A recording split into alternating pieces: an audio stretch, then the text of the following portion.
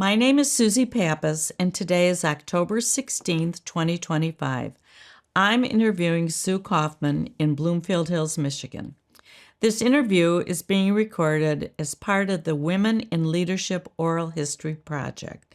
Do you give permission to the Leonard N. Simons Jewish Community Archives to publish, duplicate, or otherwise use this recording for educational purposes or for use as deemed appropriate by the archives? Yes. Sue, when and where were you born? And tell me about your parents and your siblings. I was born in Detroit in 1952. I guess it was Women's Hospital in those days. And my parents, Eddie and Seal, were native Detroiters. They were first generation native Detroiters. Their parents, my grandparents, came from Eastern Europe. And I have two siblings. I have a brother, Alan, who's not quite a year older than me, and I have a sister, Julie, who's 10 years younger. And we grew up in Detroit on one side of Vandenberg Elementary School. And then when my then when we were 1 and 2 years old, we moved across the park to the other side of the neighborhood and lived there until my sister was born in 1962, where we outgrew the house and moved to Southfield. So, describe your childhood for me. Like, what was it like for you, and what was religion observed in your home? How was that? So, I grew up in the days where kids would go outside and play. We lived right next door to a park, so we'd just cross the street and go play in the park with our friends. Kids played with each other in the neighborhoods. Nobody had anything at home to keep them at home. We didn't have colored TV sets yet or any of that. Sounds so ancient. But, it was a great childhood. You didn't have any worries. You weren't worried about anyone coming around and, doing anything bad to your kids or your families or anything like that. So it was just a fun childhood. We went to Temple Israel, the old one on Manderson and Merton. And if I backtrack a little bit, my grandparents on my mom's side, my mother was my mother's mother, and her father I never knew. He died younger, before I was born. My grandmother was religious. I wouldn't call her Orthodox, but I'd call her religious, and she basically, I remember, came to our house for all the holidays and stuff because she was alone. She had another daughter who lived with her for a few years with her family and then moved out of town. And my grandmother was, she became a widow. She was 50 years old. She never wanted, she never remarried. She was the person that would come stay with us when my parents went out of town. And the one thing I remember about my grandmother, and this is probably the first recollection I have of charity, is my grandmother sold poppies for the Jewish war veteran because her son was killed in World War II. So until she was in her 90s, and I found her walking in the middle of Greenfield Road selling poppies, that's how long she did it. Wow. Even today when I see someone selling poppies, that I have to. Do they still sell poppies? Occasionally, but I always get a yearly thing from Jewish war veterans, and I just always write a check because I think about my grandma. Nice. And then my mom was active in an organization called Sharuth League. It's not here anymore, but it was a Jewish organization, women doing things locally for, people in need, etc. I didn't know that much about it. My dad wasn't really active in anything because he was busy building a business. He was a home builder. And, at that point of his life, that's what was important to make a success of his life. So I would say that I just always had that in me, the feeling of giving back. Maybe it's from my grandmother, maybe it's just whatever. My dad's parents were also from, maybe they were from Poland. My other side was from Russia.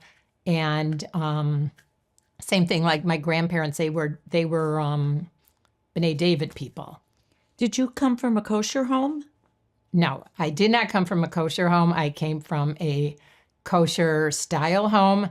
My mother grew up in a kosher home, so there was no pork products allowed in my house. I remember my mom making that beef bacon or whatever. They used to make best kosher bacon, something like that. But no, we never had.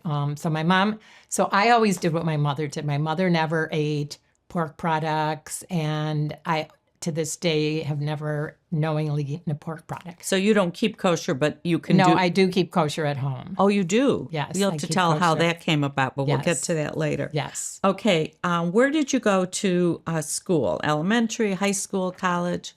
Okay, so I went to Vandenberg Elementary School until the 6th grade, and then we moved to Southfield. My dad was building a new neighborhood in Southfield, Sherwood Village. Yes, I do know And Sherwood we Village. moved there. Okay, so this is a long story because when I moved to this neighborhood, all the new neighborhoods were opening up in Southfield, and thus all these new schools were opening up. So I started 6th grade at Lutterly Elementary. In the middle of 6th grade, Shaynell's Elementary opened, so they switched us all over there because it's walking to Shaynell's. We went there for 6th grade. We went back to Lutterly for 7th grade because that was considered middle school. And then in 8th grade, Thompson Junior High opened, which was next door to Shaynell's. So they moved us back to Wow. Thompson, and we went there. And then we went to Southfield High. And you went to Southfield High. Correct. So when you were a young woman, were you involved in any charities, any youth groups, anything like that?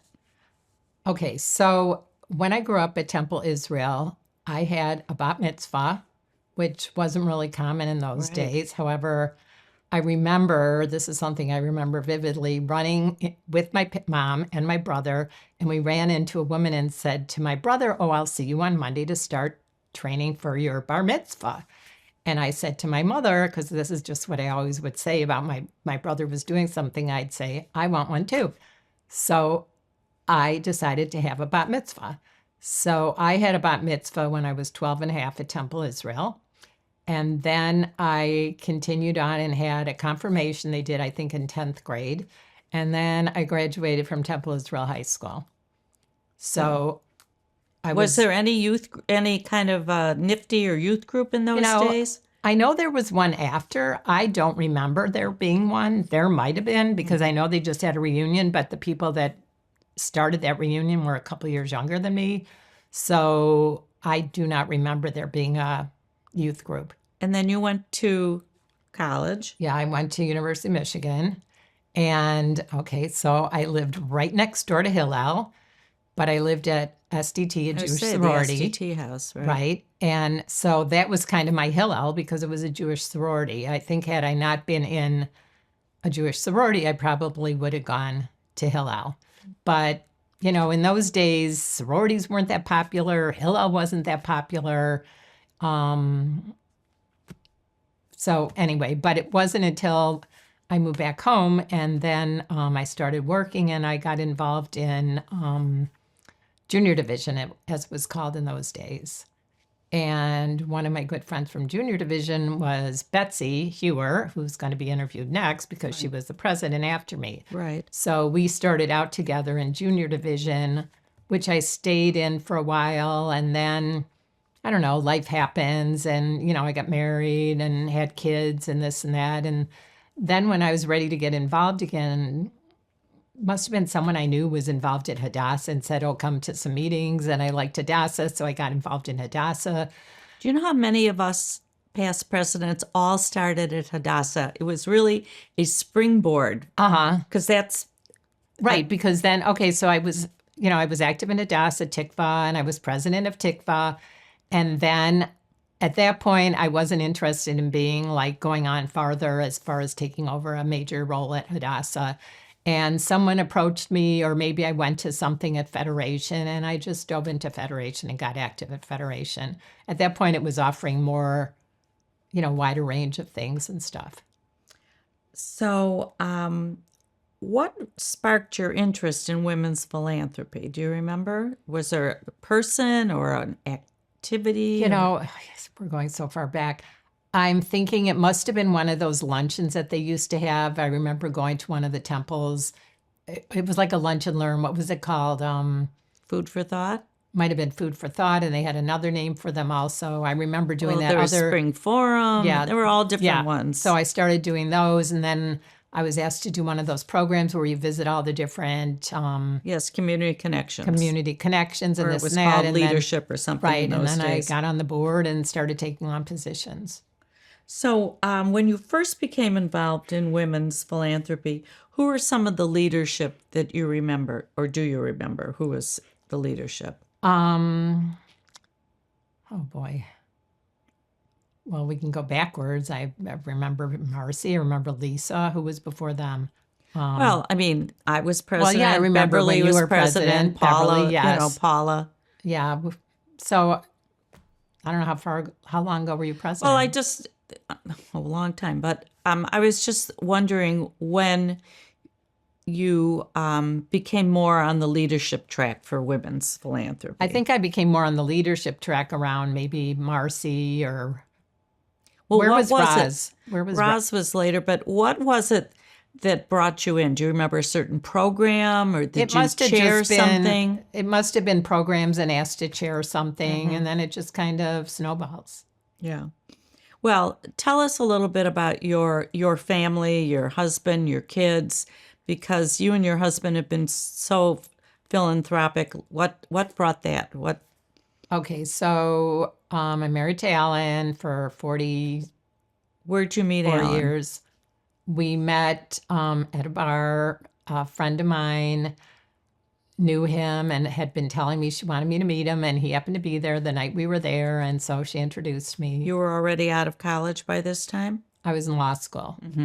And so I met him for a minute or whatever, and then I was going for an interview at a law job, and I got there early, and it was right by Northland, so I went to Northland to walk around, and I ran into him there.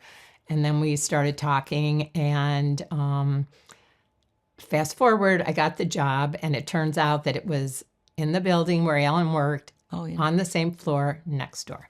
Oh, wow. So, how long were you a lawyer? Well, I'm still a lawyer, but how long did I practice? I meant practice law. I practiced law about 5 years. So I worked in a private law firm first doing insurance. No, that was later. I did some litigation, and then I went to work for Ford Motor Company, where it was insurance defense, defending them in their workers' comp claims. Wow. Okay. And when did kids come into the picture? Kids came into the picture. The first one, Jody, in 1981. I worked basically until I had her. And then I took a leave because I thought I was going back to work, but then I got pregnant with my second one, Emily, 5 months later. So I took another leave, but then it was at that point, I didn't have to work, and I preferred to stay home and take care of my kids. And then 2.5 years later, my son Danny was born. So I have 3 kids, and they're all married to great people. Danny's married to Morgan. Emily's married to Josh, and Jody's married to Jamie. They all, after college, moved out of town. Emily and Danny both moved to Chicago. Jody actually didn't move out of town after college. She went to law school at Michigan State, and then she moved to Toronto and married Jamie, who she met at Camp Tamaqua. Emily met her husband in Chicago, and Danny met his wife in Chicago. And grandkids? Yes, I have 8 grandchildren. Are we saying names, or am I just, Ella's Tell the us oldest. who they belong to. Okay, Jody has Ella, who's 14, Maddie, who's 12. No, I got to figure this out. Maddie is 12. Yes, Ella's 14, and Jonah is 10, 9 and a half. And then Emily has Aiden, who's going to be bar mitzvah this February. Sadie, who is 10, and Goldie, who is 9. So there's cousins. Out of those, 2 of the 3 cousins are in the same grade. That's great. And then Danny and Morgan have Sophie, who's 6, and Henry, who's 4. And you are a very busy grandma. Yes, I am. But we can get to that later, because Yes. let's talk more about your involvement with women's philanthropy. So does anything stand out about women's philanthropy from when you were first involved? I remember being impressed how involved people were and how important it was and stuff like that. And I remember, liking the speakers and going and, seeing what I could do and stuff like that. And, a lot of it's timing too, I think. I had the time it was my kids were in school full time and I had time to give. And that's what I chose to do with my time. So were there any actual speakers that you remember that stand out to you in those days? I cannot tell you from that far back. I could tell you probably from more recent when I was, more in the actual involvement of the different programs. So what did your husband and your family think about your involvement with women's? Oh, they thought it was great. I mean, at the time that I became president of Women's, Alan became president of Jewish Foundation. So That's the same. We are the Is that same. happened Yeah, at my the husband, same time? same exact time. It was like we were the first ones, and then you were too. Oh, okay. Yeah, which made it, I thought, really more enjoyable to share that together. Right. I mean, I finished maybe a few months because they have a September date and we have May. So, but for the most part, we were both doing it at the same time. Yeah, made for a lot of interesting conversation. Yep. Yeah. That it did. And what about your kids? Did they ever resent any of the time you spent away, or did they just understand it? And No, my kids always came first. So, to this day, if I'm on the phone with someone and I get a call from one of my kids, I'm sure you're the same way. It's like, gotta go, for sure. or whatever. Or if I have plans and somebody needs me, then, no, they didn't resent it. And we can get into it later, but they're all active in the community now. So it's great. Yeah. So on your way to being president, what were some of the positions that you held? Oh, so, I mean, I was vice president of all the different things you can be vice president of. And then I was, campaign chair. And before that, I held committee chairs and stuff like that. So when you became associate campaign chair, it was kind of a 5-year trek. What do you remember about that time? Well, I can remember perfectly when I went out for coffee with Leah Troche. Yes. And we went to the old Starbucks on Maple and Telegraph. And she was telling me about, campaign chair and associate and how I was asked, they'd like me to be associate campaign chair and blah, blah, blah. And, and then after 3 years of that, then usually you're the president and, and so I said that I would do campaign chair. I said, but I could not commit to president. It sounded like too long to me. But if you fast forward, I couldn't wait to be president, at that point, because you put so much of yourself into it and you've done so much, you want to see it through. Right. I like that. So when you started out as campaign chair and then ultimately president, did you have some personal goals that you wanted to accomplish? And if so, did you get those goals accomplished? Yeah, I mean, I wanted to make more money than we had made the prior years, and we did. And I wanted to involve more people than were involved in the past, and we did, because I'm not quite sure the dates, but like Signature started, I think Leah was Leah president when it started and I was campaign chair, or was she campaign chair and I was associate campaign chair? I don't know. I don't remember exactly. Yeah, I don't either. But it was started in that, under, yes. Yeah, it started under our watch. I remember Right. It was Jill Cargman at Sharezetic. Yes, that was the first, and it was the start of many great programs. Right, exactly. It's interesting because it was sort of a new concept, an old concept Right. brought back in a new way that was very successful. Right. Do you want to tell us what Signature is, just so we can?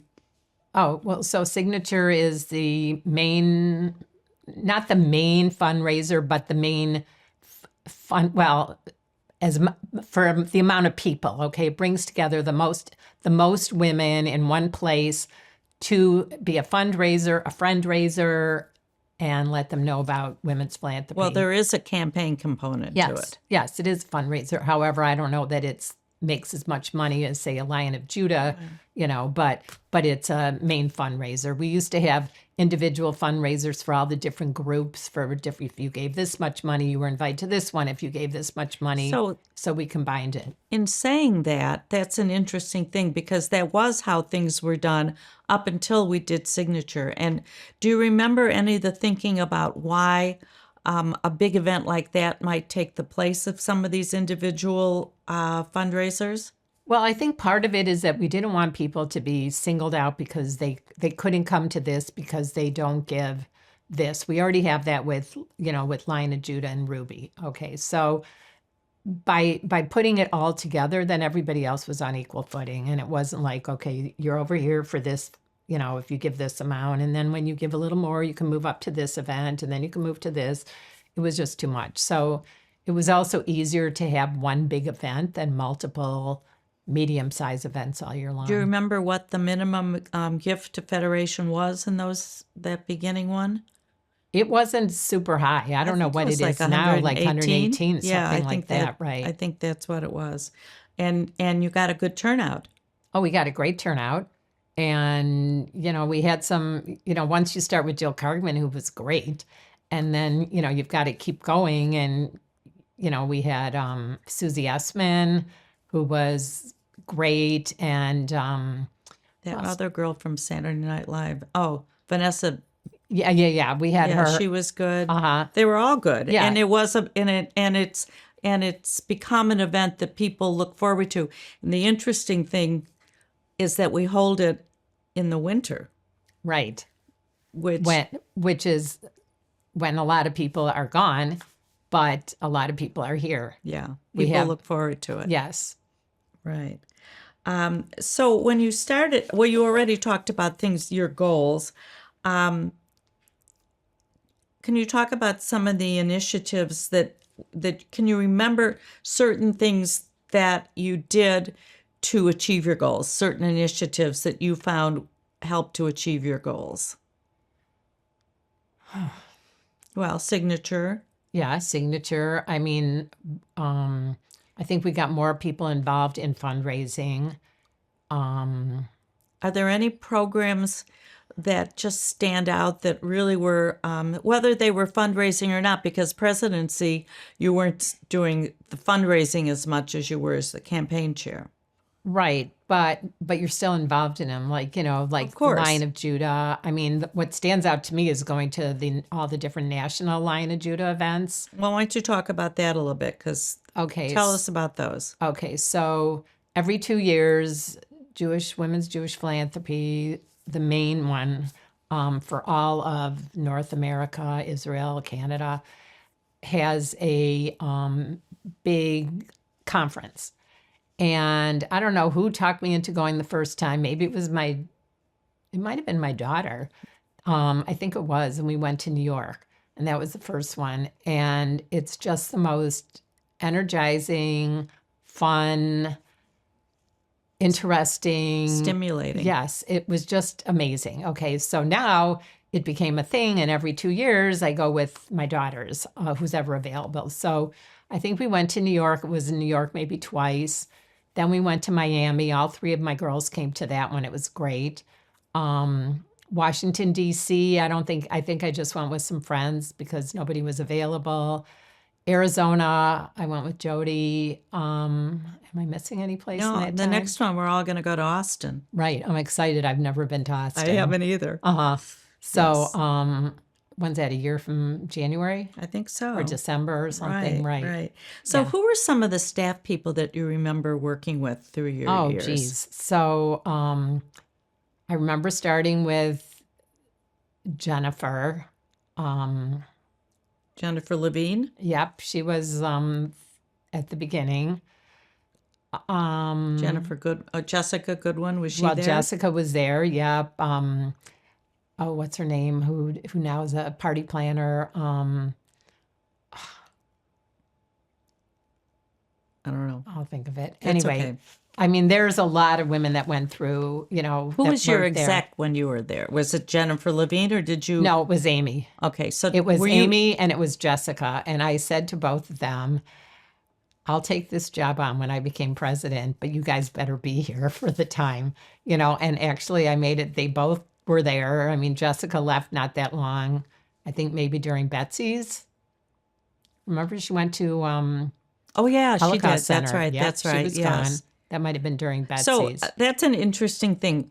Tell me why it's important that your staff remain the same. Why was that important to you? Because I saw how they worked, and I saw Amy. We talked about Amy when she retired. She is an amazing person, mentoring, leadership, knows how to do it, sits in the background, helps you along, lets you run the meetings. Before that, the meetings were run by the person that was in charge, and it was a whole different way of running things. So, do you remember any challenges that you faced when you were president? Was there anything that you really had to? Well, it was just near the end of my presidency was COVID. Okay, you want to talk about COVID? Well, wait a minute. Let's Okay. go back. Now I've just remembered something else that Okay. I wanted to do during my Yeah, please do. presidency. And that is I wanted a trip. So during my presidency, we were able to get the trip to the South, the Civil Rights Mission going. And Why was the trip important to you? because well, first of all, if we go even, I wanted an Israel trip, okay? But that wasn't going to happen at that time because it wasn't that long before that we had gone on Mosaic. I was part of the last Mosaic mission to go to Israel and Germany. But then I just wanted a trip because I just felt like it was something that should happen at least every 2 years. Okay. And Sherry had come back from that trip a year or two earlier and had raved about it. And Okay, tell us the name of the trip. Civil Rights Mission. Journey. Well, I think we called it the mission then. Okay. Because there was a second one, but it was the Civil Rights Mission. I have a little T-shirt or Yeah. whatever. And it was a group of women who went and followed the civil rights movement. We started in Atlanta and we went to Memphis and Alabama. Montgomery. Yeah, we Montgomery. did, but I thought we went to Memphis too. I don't think Maybe so. you didn't. Okay. We- Montgomery and to where's another place in Alabama too. Birmingham. Yeah, Alabama. Birmingham, Alabama. Right. We went and walked over Right. the bridge and all that stuff. It was a great Anyway, trip. so it was a great trip. Were you on the one I was on? Yeah, we went to, I've traveled with you a few times. I know we went on that other one too. Yeah. But anyway, Yes, we went there okay. together. You think I don't remember. It's okay. Like, I've been on so many missions and Okay, so that was the trip, and you were and president. that trip, yes, was at the end of February of COVID year when there was just a little bit of talk about something going on with people getting sick in China. Yes. And we got home and within 2 weeks, everything fell apart. So that was amazing that we got there, that we finished the trip, and it was a successful trip. And you were still president? Yes, I was still president. So tell about what happened at the end. Was that the end of your presidency? That or was the that was in February. The end of Yes. my I keep saying pregnancy. Yes. The end of my presidency was in May. So as soon as that was over, we converted to Zoom. We had our last few meetings on Zoom. I got to say, the staff was amazing. Oh, another person in the staff who's great is Tony, who's been around forever. So anyway, didn't you do something before archives, or were you always just archives? Archives. You were always archives. I remember that's something else that I remember that was a highlight. You took us up to archives when it was in the building, and Robbie showed us, all around. Thank and, you, Sue. No, I for saying remember. it. See, Yeah. as I talk, I'll Yeah. remember more Yeah. things. Yeah.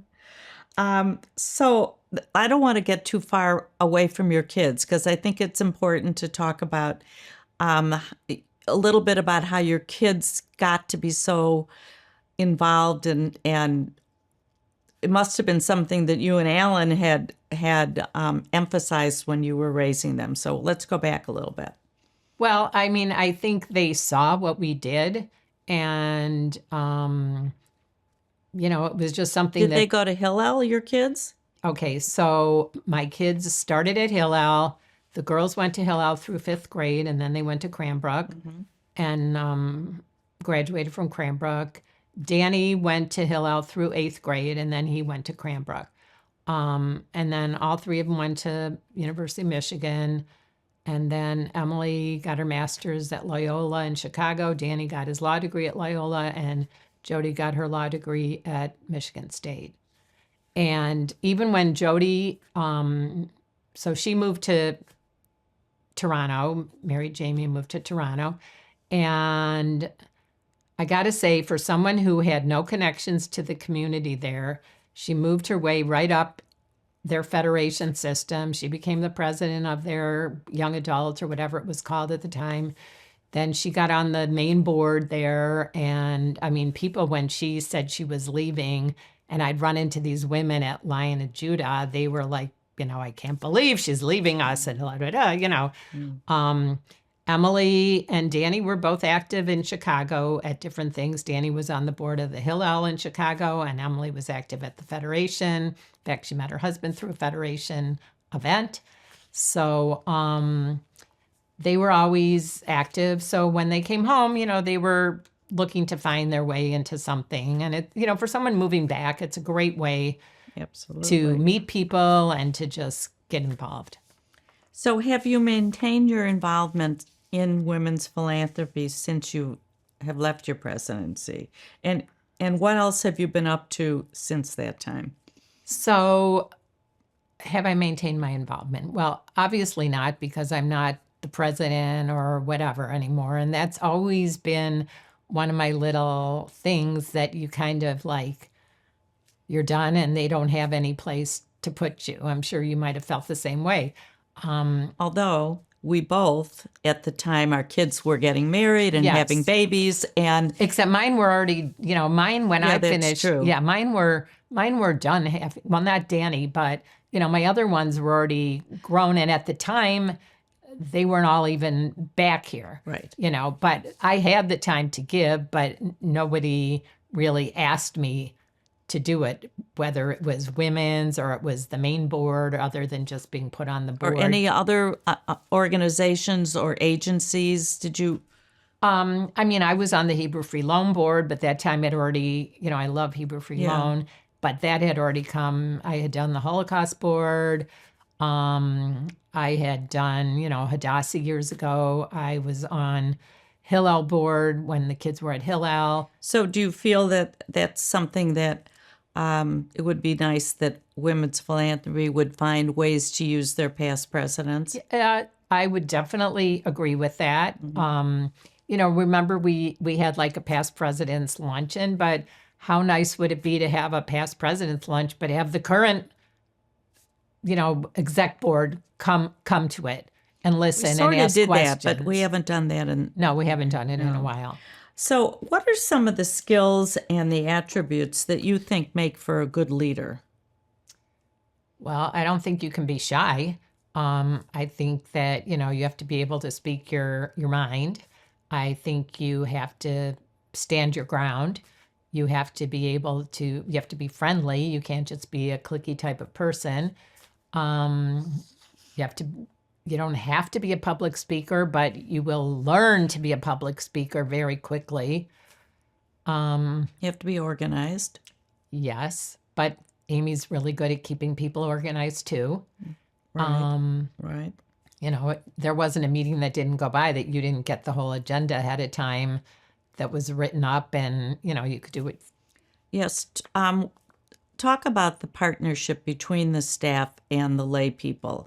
How did that? It sounds like Amy letting you do your thing, but in general, when you think back to being the president and having your staff behind you, what comes to mind to you?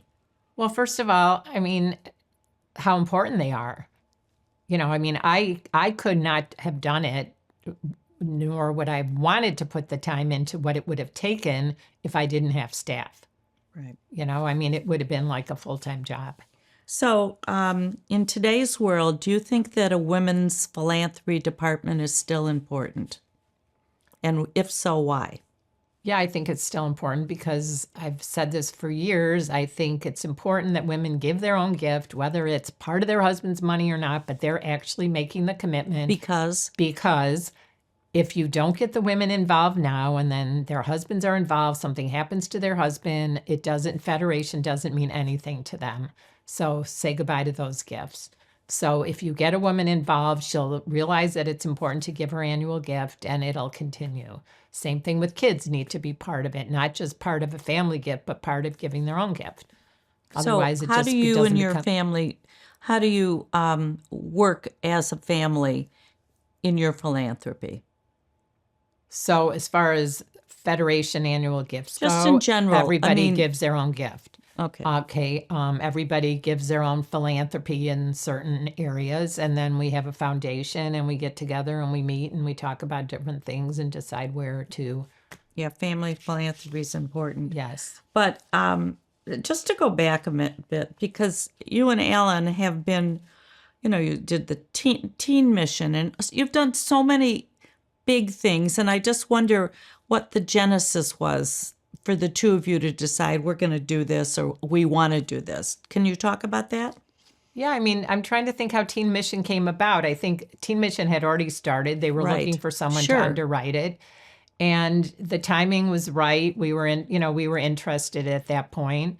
And we started with the Teen Mission. I remember Emily and I met them there for like 5 or 6 days on the first one that we were sponsoring. And then we just kept doing it. You've done so many, with Hillel's, what you did with the Athletic field. Yes, and you've done a lot of stuff, which is And we we're did. very thankful. Yeah, what was the other? Epic.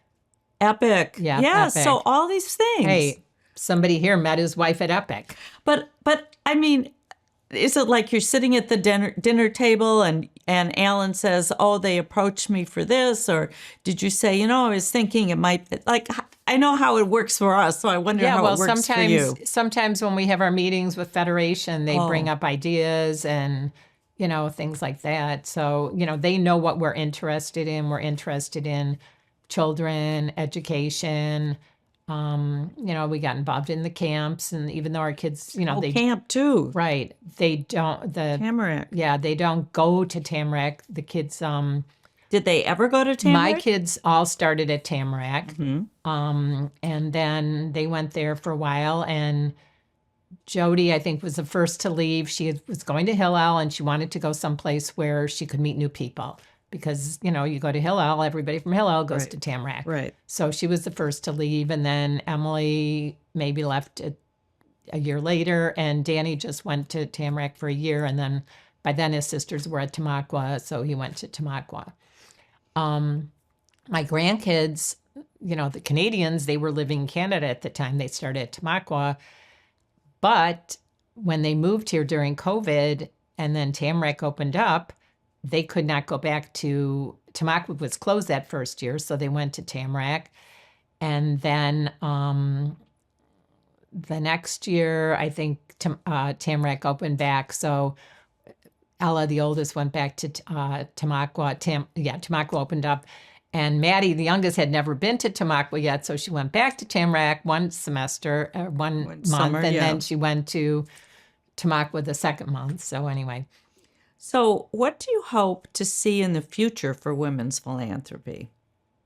I hope to see it, get more people involved, young people, get them, the young adult division is great, but I kind of feel like once you're married, even though you might be young, women's philanthropy has a lot to offer. So I think that there's an area where they can do both. And, that's why we had that young women's philanthropy that started. That was another thing that started during either my time or Leia's time. Yeah, that was a good thing. Right. So before we end, not that we have to end, but if we are going to end, I just want you to think a little bit if there's anything you want to add about your time in women's philanthropy and anything you want to add to this. I would just say that for anybody looking to go into it or whatever, I mean, I have made such great friendships from people in women's philanthropy that probably I never would have crossed paths with.